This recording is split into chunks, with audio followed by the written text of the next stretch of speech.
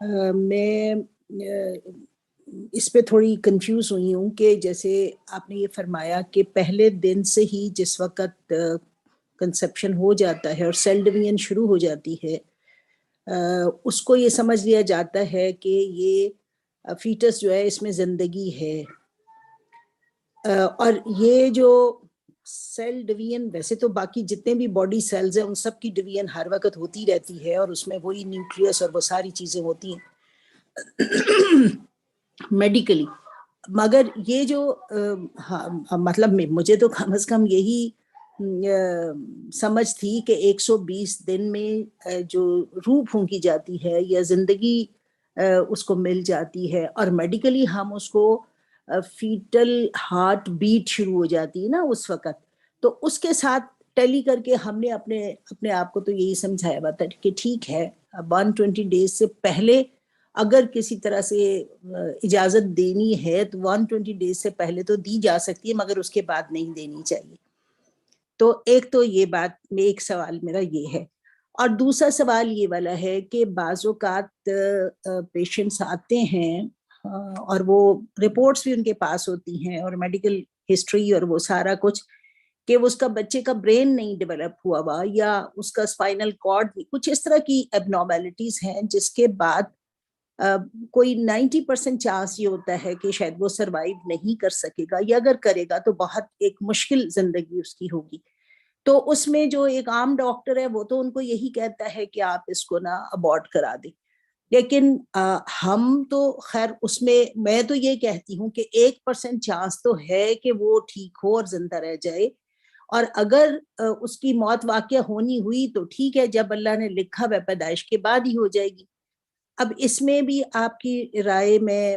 جاننا چاہوں گی۔ اور تیسری بات جو ہے وہ میں یوں کہہ رہی ہوں کہ کیا پھر اس کا راستہ روکنے کے لیے ہمیں اپنے پارلیمان کے لوگوں کو یہ سمجھ دینا، اور پلس جو ججز انٹرپریٹ کرتے ہیں ان کے لیے کوئی لابنگ یا کوئی اس طرح کی چیزیں ہم بنائیں جس سے ان کو اسلام کی تعلیمات سے آگاہ رکھیں، اور جو مغرب کے قوانین ہیں اور جو ان کے منفی اثرات ہیں وہ ان تک پہنچائیں، تاکہ ان کی رائے مسلمان ہی ہیں وہ اسلام کے قوانین اور ملک کے آئین کے مطابق رہے۔ جزاک اللہ۔ جی یہ تینوں سوالات مجھے یعنی خوشی بھی ہو رہی ہے، اور میں اب ویسے تھوڑا ڈر بھی گیا ہوں، بہت ہی سنجیدہ قسم کے اور سخت قسم کے سوالات ہو رہے ہیں۔ تو الحمدللہ یہ ویسے اچھی بات ہے کہ اتنا یعنی اس ایشو کو مختلف زاویوں سے دیکھا جا رہا ہے، اور سوچنے سمجھنے والے لوگ موجود ہیں، اور جن کو تجربہ بھی ہے، ڈاکٹر کوثر فردوس صاحبہ کا تو پارلیمان کا بھی تجربہ ہے، تو انہوں نے جو آخر میں تجویز دی ہے میں اس سے بات شروع کرتا ہوں، پھر پہلے دو باتوں پر آتا ہوں۔ جو آپ نے آخر میں بات تجویز کی ہے یہ بہت اہم ہے میرے خیال میں، اور میری اس گفتگو کا ایک مقصد یہی تھا کہ میں اس پہلو کو واضح کر سکوں کہ ہمیں اپنے اپنے دائرے میں اپنی اپنی حد تک کوشش کرنی چاہیے کہ جو پالیسی میکرز ہیں، جو لیجسلیٹرز ہیں اور جو ججز ہیں، ان تک ہم یہ جو اسلامی شریعت کے احکام ہیں اور اصول ہیں یہ کس طرح پہنچا سکیں مؤثر انداز میں، کہ وہ قانون بناتے وقت، پالیسی بناتے وقت، اور پھر قانون کی تعبیر کرتے ہوئے اور عملی زندگی کے مسائل پر ان کا اطلاق کرتے ہوئے ان اصولوں کو پیش نظر رکھیں۔ یہ بہت ہی ضروری کام ہے، اور اس کے لیے یعنی کنسرٹڈ ایفرٹ کی ضرورت ہے مختلف سطحوں پر۔ اس ضرورت پر مزید تاکید کرتے ہوئے میں پہلے سوال کی طرف آتا ہوں کہ یہ جو 120 سے پہلے اور 120 کی بعد کی تقسیم ہے، یہ یعنی کافی عرصے سے ظاہر ہے ڈیبیٹ میں موجود ہے، اور اس وجہ سے یعنی جب میں یہ بات کرتا ہوں مختلف فورمز پر میں نے کی ہے تو ابتدا میں لوگوں کو بہت عجیب لگتی ہے، کیونکہ یہ 120 سے پہلے 120 کی بعد کی تقسیم ایک طرح سے لوگوں کے ذہن میں راسخ ہو چکی ہے۔ لیکن جیسے میں نے اپنی گفتگو میں عرض کیا کہ اس تقسیم کے لیے کوئی بنیاد مجھے نظر نہیں آئی، کہ کیونکہ وہ جس حدیث میں 120 دن کا ذکر جہاں سے ہم ڈرائیو کرتے ہیں، تو وہاں ایبورشن کے حق کی بات ہی نہیں ہو رہی، وہاں تو قسمت کی بات ہو رہی ہے، وہاں تو سعید اور شقی کی بات ہو رہی ہے، وہاں ایک اور بالکل مختلف پہلو سے بات ہو رہی ہے. اور نفخ روح کا جیسے میں نے ذکر کیا تو اس سے لائف تو بالکل بھی مراد نہیں لی جا سکتی، کیونکہ میڈیکلی بھی، اور جیسے میں نے ذکر کیا علامہ شامی نے ایک اور حدیث کا حوالہ بھی دیا ہے جس میں 42ویں دن سننے اور دیکھنے کی بات کی گئی ہے. اور اس کے علاوہ یہ کہ وہ جو زائگوٹ کا آپ نے ذکر کیا سیل ڈویژن تو وہاں بھی ہوتی ہے، باقی سیلز میں بھی ہوتی ہے، لیکن باقی سیلز میں اور یہ زائگوٹ میں جو فرق ہوتا ہے وہ آپ سارے ڈاکٹرز ہیں مجھ سے زیادہ بہتر سمجھتے ہیں کہ اس میں تو فرق ہے. یہ ادھر سے میل اور فیمیل سیلز آ کر جو زائگوٹ تشکیل دیتے ہیں، پھر وہی ایک مکمل انسان کی صورت میں ڈیولپ ہوتا ہے، تو اس میں اور باقی سیلز میں تو ظاہر ہے کہ فرق ہے. لیکن جو میرا پوائنٹ تھا وہ اصل میں یہ تھا کہ یہ لائن ہم کہاں ڈرا کریں گے کہ اس پوائنٹ سے آنورڈ اس کو انسان کہا جائے گا اور اس کو وہ سارے حقوق میسر ہوں گے جو انسان کے لیے شریعت نے مقرر کیے ہیں، اور اس سے پہلے اس کو نہیں میسر. تو جیسے میں نے عرض کیا رائٹ ٹو پیٹرنیٹی کو اگر ہم لیں، نسب کا حق، اگر کوئی خاتون حاملہ ہے تو اس کا جو حمل ہے اس کو اس کے شوہر کی طرف منسوب کیا جاتا ہے، اور اس میں بھی یہ فرق نہیں کیا جاتا کہ یہ 120 دن سے پہلے کا ہے 120 دن کے بعد کا ہے، یا عدت کا جو حکم ہے اس میں بھی یہ لاگو نہیں ہوتا، وراثت کا جو حکم ہے اس میں بھی یہ لاگو نہیں ہوتا. حالانکہ وراثت کا اور باقی حقوق جو ہیں وہ تو رائٹ ٹو لائف کے بعد آتے ہیں، تو وہ رائٹ ٹو لائف اگر ہی مشکوک ہے تو باقی رائٹس کہاں سے پیدا ہوئے. تو اس لیے میں کہہ رہا ہوں کہ وہ جو تقسیم فقہا کے ہاں ہمیں نہیں ملتی جو عام طور پر یہاں کی جاتی ہے. البتہ شبہ